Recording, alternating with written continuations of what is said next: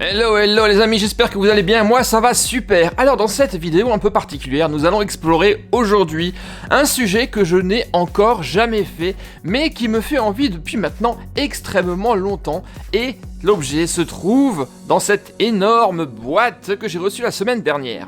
Et ce sujet est un sujet extrêmement vaste, puisque ici, nous avons, les amis, une imprimante 3D. Je vous l'ai dit, ça fait longtemps que j'y pense, je n'ai jamais franchi le cap. Ça fait plusieurs semaines que je recherche un modèle, et mon choix s'est porté aujourd'hui vers celui-ci. C'est la Ender 3 S1 Pro de chez Creality, un modèle qui est déjà vraiment excellent et c'est ce que nous allons voir dans cette vidéo. Et l'impression 3D est un sujet extrêmement vaste, vous pouvez quasiment faire n'importe quoi avec une imprimante 3D. Imprimer des figurines, des objets de la vie quotidienne, des pièces de rechange même pour vos vos objets électroniques ou mécaniques. Bref, le sujet est extrêmement vaste et ce qu'on va faire aujourd'hui dans cette vidéo, nous allons déjà commencer par ouvrir cette boîte, découvrir l'imprimante, la prendre en main et faire nos premières impressions. On va commencer justement par l'ouverture du carton et de voir un petit peu comment tout ça se présente. C'est parti. Allez, on y va, ouverture. Il faut savoir que l'imprimante 3D est partiellement montée à 98% je crois. Donc on a quand même un tout petit peu d'assemblage à faire, mais rien d'absolument énorme. Voici donc ce que nous trouvons à l'intérieur. Eh bien on a une petite fiche avec le paramétrage, car oui il y aura du paramétrage à faire. Alors je vais pas forcément rentrer dans les détails puisque la chaîne n'est pas une chaîne d'impression 3D. Néanmoins, si le sujet vous intéresse, vous allez pouvoir me le dire dans les commentaires et on va peut-être faire des petites rubriques additionnelles où je vous montre peut-être des réglages ou des créations que je fais. Mais je ne vais pas par exemple créer une chaîne particulière et spécifique à l'impression 3D. Des chaînes comme ça, on en a énormément. Allez, je sors tout ça du carton et on va voir tous les éléments que nous avons à l'intérieur. Et voici donc tout ce qu'on avait dans le carton. Ici, ça c'est le montant vertical. Je vais l'assembler d'ici un moment. La base, elle est là. Je m'attendais à quelque chose d'un peu plus grand. Elle est relativement compacte. Ici, c'est la surface d'impression, la plaque sur laquelle l'imprimante va imprimer ce qu'on va lui demander. C'est une plaque qui est magnétique. Donc ça, c'est super pratique. Vous le voyez, elle s'accroche vraiment extrêmement facilement. Elle est double face. Là, c'est super lisse. Et de l'autre côté, on a une surface un peu texturée pour améliorer l'adhésion. Vous voyez, ça se déplace comme ça. Qu'est-ce que nous avons d'autre? Eh bien, nous avons ici toutes les pièces, notamment l'extrudeur. C'est par lui que le filament va passer. C'est lui qui va imprimer. En fait, c'est quelque sorte la tête d'impression. Elle est lourde et honnêtement, elle est vraiment d'excellente qualité. Elle est entièrement en métal et ça, c'est un gage de qualité. Ce que nous avons ici, c'est ceci, c'est l'écran de contrôle qu'on va mettre sur le côté de l'imprimante, un écran tactile couleur qui va nous permettre justement de contrôler tous les paramétrages et toutes les commandes de cette imprimante. Ça, c'est super classe. On a également un sachet avec des petites pièces, donc ça, c'est vraiment très très bien également sur cette imprimante. Nous avons une buse de rechange. C'est par là que le filament passe, c'est ça qui va en fait imprimer ce qu'on va lui demander. On a également, ça c'est cool, une carte SD, une clé USB, ça c'est vraiment classe. C'est là-dedans qu'on va charger justement nos modèles, qu'on va mettre dans le port qui est juste ici. Qu'est-ce qu'on a d'autre? On a plein d'outils. Ici, on a un petit outil pour curer, je pense, et nettoyer la buse si jamais vous avez du bourrage, du bouchon, et des vis, des visseries. Ça, c'est pour l'assemblage, ok. Toute une série d'outils. Pareil, tout est fourni pour assembler l'imprimante. Ah, ça, c'est cool! Là, franchement, Creality fait les choses vraiment bien. Regardez, on a même une petite pince pour couper notre filament. Ça, c'est vraiment très très classe. Franchement, une imprimante qui est super bien équipée. On a également un peu de filament de test, mais vraiment pas énorme. Vraiment juste pour imprimer nos petits modèles de test. Et ici, l'assemblage. Je vais pas forcément vous montrer l'assemblage parce que c'est vraiment du mécano. C'est des vis à resserrer. Mais on se retrouve d'ici quelques secondes une fois que l'imprimante sera prête. Ça y est, on y est, la bestiole est assemblée et voici donc à quoi ressemble cette Ender 3 S1 Pro. L'assemblage était vraiment super simple, une petite vingtaine de minutes, un petit quart d'heure pour assembler le tout. On va faire rapidement le tour du propriétaire, mais avant ça, je vais vous parler du prix. Ça fait maintenant, je vous le dis, quelques semaines que j'ai fait des recherches et ce modèle-là est un excellent modèle pour commencer, voire même au-delà. Il est dans la tranche supérieure des imprimantes 3D. Elle coûte un peu plus de 500 €, les amis, 522 aux dernières nouvelles, il me semble. Mais vous savez que je pense toujours à vous. J'ai réussi à négocier, rien que pour vous, un prix spécial où on la passe de 522 € à, tenez-vous bien, 379 €. 379 € pour une imprimante de ce calibre-là, je peux vous dire que c'est réellement une excellente affaire. Vous trouverez bien entendu toutes les modalités dans la description de la vidéo, juste en dessous, à savoir le lien ainsi que le code de réduction à appliquer pour pouvoir bénéficier de cette imprimante à 379 €. Alors, eh bien, elle est vraiment très bien faite. Je vous l'ai dit, ici, nous avons l'écran tactile couleur qu'on va avoir tout à l'heure lorsqu'on l'allumera. On a ici un petit port USB-C. Ici, eh bien, le port SD pour mettre nos créations, notre carte et lancer les impressions. De ce côté-ci, très pratique, eh bien, on a un petit tiroir. Un petit tiroir avec tous les outils à l'intérieur dont nous avons besoin. Je vous l'ai montré tout à l'heure. On a une petite pince, mais également une petite spatule pour racler nos créations si jamais, eh bien, elles se décollent mal. Donc là, ce petit tiroir, il est extrêmement pratique. L'extrudeur, il est ici avec ventilateur et là le système de nivelage automatique pour la calibration, on verra ça tout à l'heure. Tout en haut, on a le support du filament qui est monté sur roulement, il roule, ça va permettre de dérouler assez facilement le rouleau. Et là, un petit boîtier qui est le détecteur de fin de filament. Voilà, et sinon, eh bien vous le voyez ici, nous avons un axe, ça bougera un petit peu comme une imprimante pour imprimer, une imprimante papier. Ça sera le même principe qui sera donc appliqué à l'impression 3D. Elle est vraiment très belle et j'ai hâte, eh bien, de commencer. Je vais la démarrer. Hop, on la met en route. Elle va booter. On entend déjà le ventilateur qui se met en route là. J'espère qu'elle ne va pas être trop bouillante puisque elle est censée rester dans mon bureau. Et voilà, là, l'imprimante a démarré. Et là, elle va arriver et toucher le plateau. On a un certain nombre de paramétrages sur cette imprimante, on va pas passer dessus. Sachez simplement qu'on peut, vous le voyez, eh bien, la mettre en français dans les paramétrages. Paramétrage du PLA, ok, on peut changer la température du plateau. On a la mise à niveau qu'il va falloir qu'on fasse, car comme une imprimante papier, il faut d'abord qu'on la calibre. Alors, je vais vous passer cette étape-là, parce que c'est pas forcément intéressant. Si vraiment vous souhaitez faire une vidéo au sujet de la calibration, je vous le ferai. Mais là, vous le voyez, elle est justement en train de faire, eh bien, la détection du plateau pour s'assurer que l'extrudeur va être à niveau avec celui-ci. Ah oui, j'ai oublié de vous montrer un truc original que toutes les imprimantes 3D n'ont pas. Ici, eh bien, nous avons une rampe de LED, une lumière. Alors, vous ne le voyez pas trop bien, il va falloir que j'étienne mes lumières pour vous le montrer. Voilà, là, on ne voit rien. Et donc là, je vais, hop, et on a une petite lumière qui éclaire donc le plateau. Et notre création, on la voit, elle est ici. Et c'est le petit plus original que toutes les imprimantes 3D n'ont pas. Donc, je trouve ça vraiment très classe, avec un interrupteur séparé pour l'allumer ou l'éteindre en fonction de vos besoins et de vos choix. Bon, ça y est, nous y sommes, ça a pris un petit moment avant que je comprenne comment faire la calibration et le niveau automatique. Normalement c'est fait, on va voir si on a fait ça correct ou pas. Et pour ce faire, ça tombe bien, avant même de chercher des modèles 3D à imprimer sur internet, il y a certains modèles qui sont fournis sur la SD d'origine, juste pour tester si tout est ok. Et c'est exactement ce qu'on va faire. Alors pour faire des impressions, il faut quoi? Forcément, il faut du filament. Pour ce test, on va justement utiliser le petit échantillon qui était fourni avec la machine. Mais du filament, eh bien je peux vous dire que j'en ai. C'est pour le moment 8 rouleaux de 1 kg que je possède et j'ai déjà pas mal de couleurs. Ici, vous le voyez, un rouleau vert fluo, là on a un rouleau arc-en-ciel, du noir mat. J'ai également un arc-en-ciel mat, là c'est un arc-en-ciel qui est plutôt brillant. Ici, 2 rouleaux de blanc, un rouleau de gris mat et un rouleau de blanc qui imite la pierre. Bref, de quoi faire, mais comme dit, pour l'instant, on va simplement, ne pas se prendre la tête, charger l'échantillon et mettre simplement les modèles de base. Et on va commencer par un petit lapin. Le filament, là, c'est un échantillon, normalement c'est sur des rouleaux, donc on va le poser simplement comme ceci sur le présentoir. On va le faire passer dans le détecteur de fin de rouleau.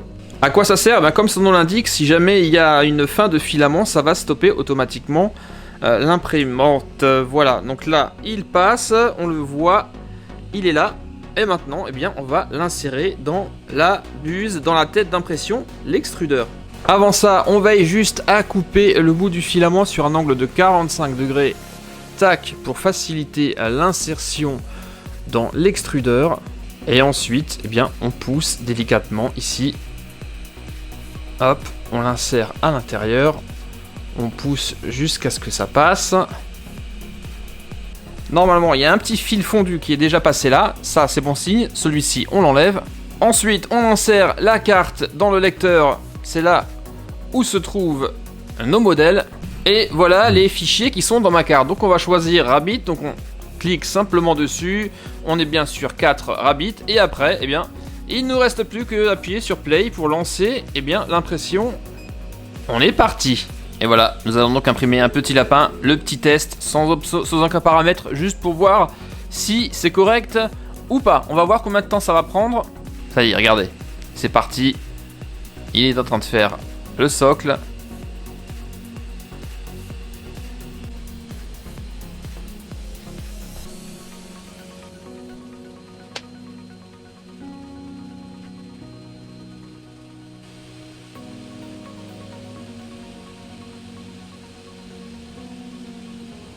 Là, ça fait 5 minutes, vous voyez, ça fait 5 minutes qu'on a commencé, on est à 6% de progression.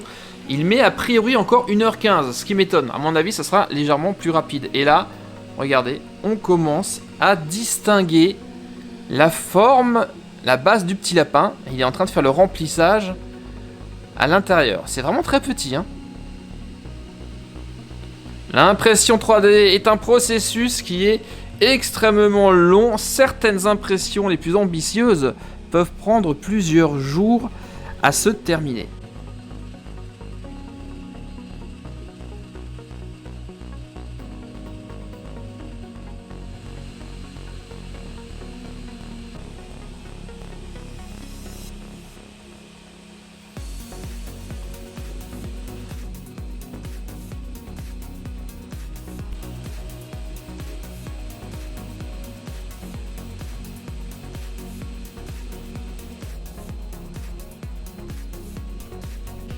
Là, notre impression est quasiment terminée. Ça fait, vous le voyez, plus de 50 minutes que l'impression tourne.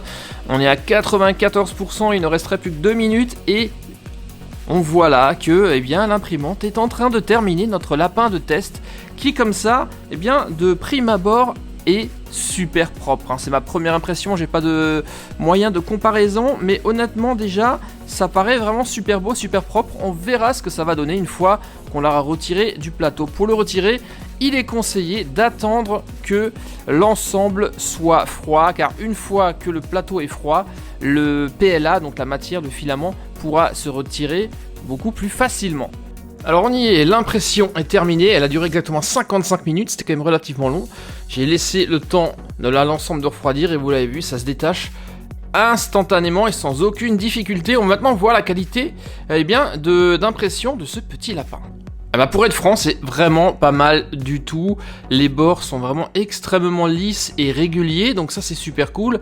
Je ne sais pas réellement quels sont les paramètres d'impression qui ont été appliqués. On a des petits défauts sur le dessus de son dos où c'est pas très précis, très net. Mais je pense qu'on peut améliorer ça en augmentant la qualité d'impression. On a également des petits cheveux d'ange entre les oreilles. Je sais pas si vous le voyez, ça s'appelle du stringing, mais ça aussi, ça s'enlève très facilement et on pourra le résoudre dans les paramètres d'impression. Mais comme ça, par défaut, c'est déjà un beau petit personnage et on se rend compte que cette imprimante a réellement un potentiel de fou. Ok les amis, alors maintenant qu'on a vu que les essais étaient concluants, on va passer aux choses sérieuses.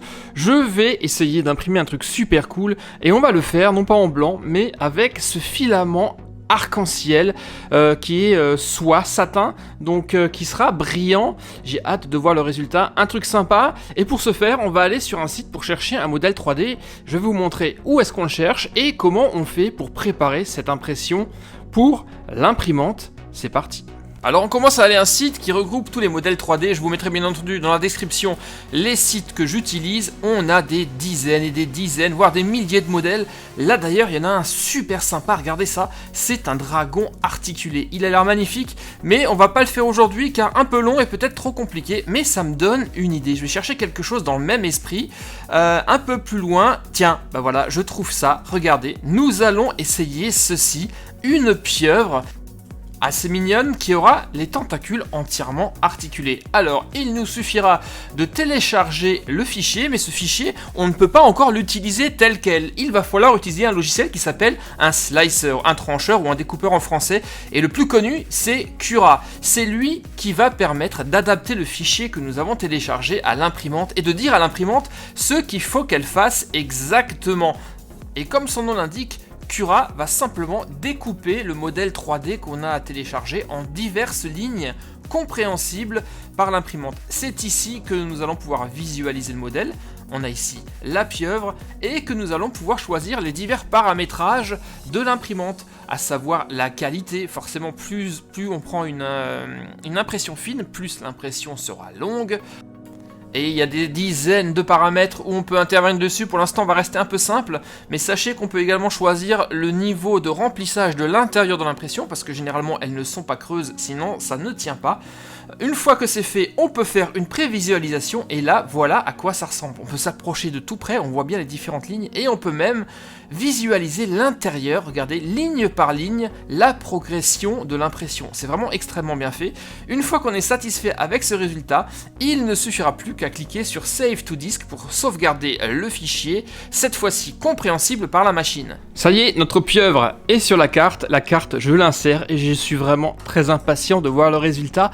Rendez-vous compte, on va imprimer un jouet complètement articulé sans même avoir besoin de l'assembler. Tout devrait fonctionner une fois que l'impression est terminée. Donc on va voir ça, on met la machine en route et on lance cette impression.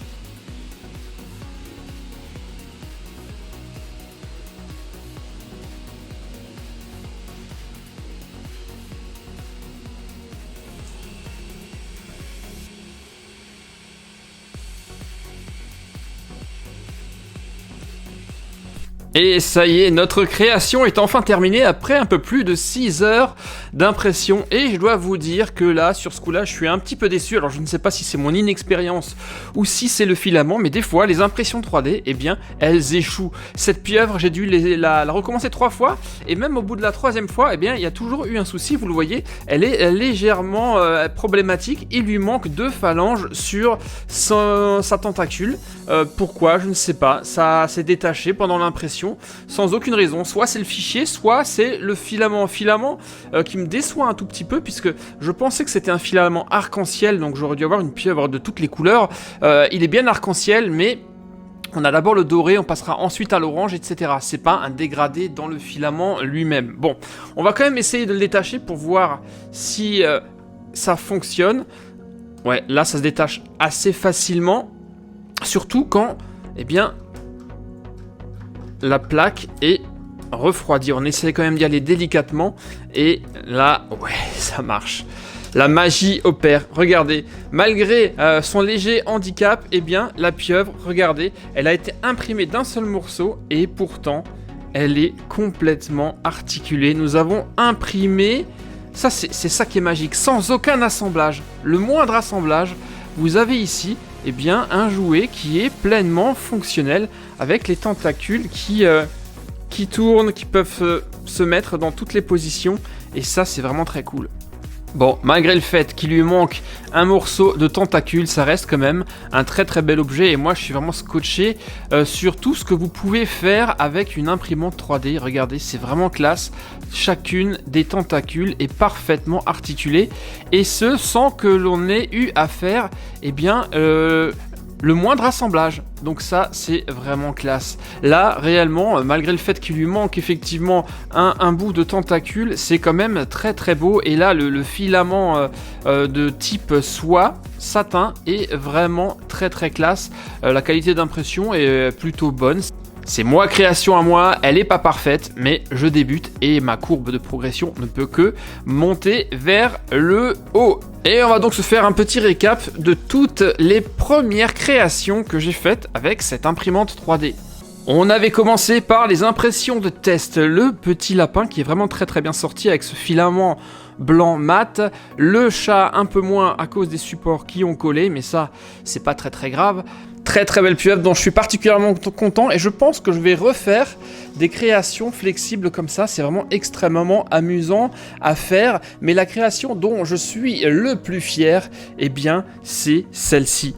Regardez ça. Un rond flex stylisé en polygone qui est vraiment très très classe. Lui, c'est la plus grande création que j'ai faite pour le moment.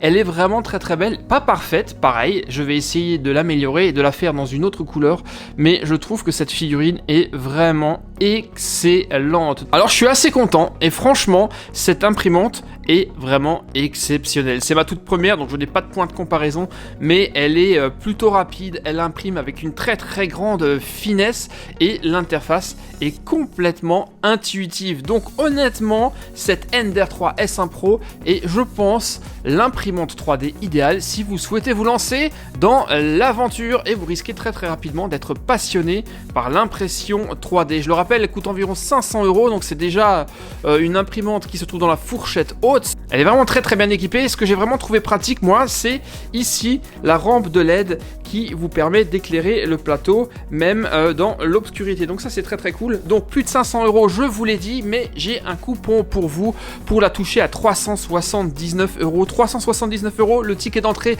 pour avoir une imprimante 3D qui est déjà extrêmement sérieuse pour se lancer dans l'aventure. Bien entendu, vous trouverez le lien et le coupon dans la description sous la vidéo. Qu'est-ce que vous en pensez, les amis? Est-ce que vous aussi vous êtes passionné d'impression 3D? Dites-moi tout ça dans les commentaires. Moi, j'ai déjà énormément de projets d'impression que je vous partagerai peut-être sur cette chaîne ou alors sur Instagram. Je vous mettrai des photos à chaque fois. Si vous avez d'autres questions ou si vous souhaitez que je fasse d'autres vidéos sur les impressions 3D, n'hésitez pas non plus à me le dire dans les commentaires. Voilà, c'était tout pour le moment. Je vous dis à très très bientôt les amis pour d'autres aventures sur Super Héros et compagnie bien sûr. Portez-vous bien.